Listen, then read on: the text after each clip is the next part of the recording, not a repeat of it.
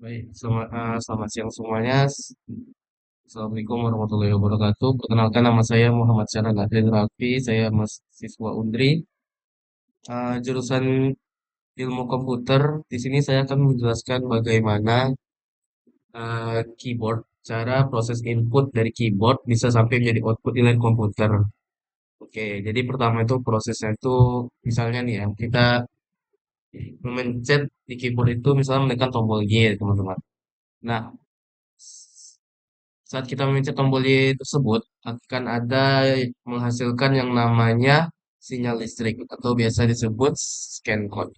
Scan code ini adalah kode unik yang dimiliki setiap tombol oleh keyboard.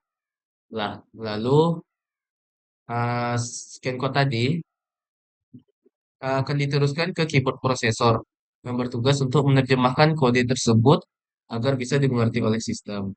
Setelah itu data yang sudah diterjemahkan tadi akan dikirimkan ke keyboard controller yang berfungsi sebagai penghubung antara keyboard dan juga komputer. Lalu kemudian data scan code yang tadi baru masuk ke prosesor. Di dalam prosesor itu ada beberapa bagian, teman-teman. Pertama itu ada control unit yang bertugas mengatur dan mengendalikan jalannya data di dalam prosesor. Yang kedua itu ada ALU atau Arithmetic Logic Unit yang terbagi menjadi dua. Yang pertama itu ada unit aritmatika yang berfungsi untuk perhitungan. Yang kedua ada unit logika atau boolean yang berfungsi untuk memproses data seperti huruf, simbol, atau logika. Karena input dari keyboard yang merupakan huruf, maka di sini digunakan ini diproses oleh unit boolean. Lalu setelah diproses tadi, data tersebut akan disimpan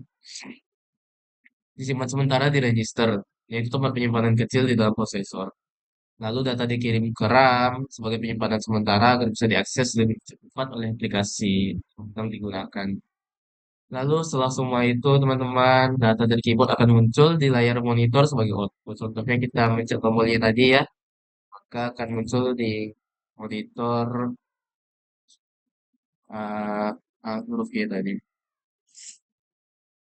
Jadi itu saja teman-teman, proses input dari keyboard mulai ditekan keyboard tersebut diproses oleh prosesor dan RAM hingga akhirnya muncul output di layar.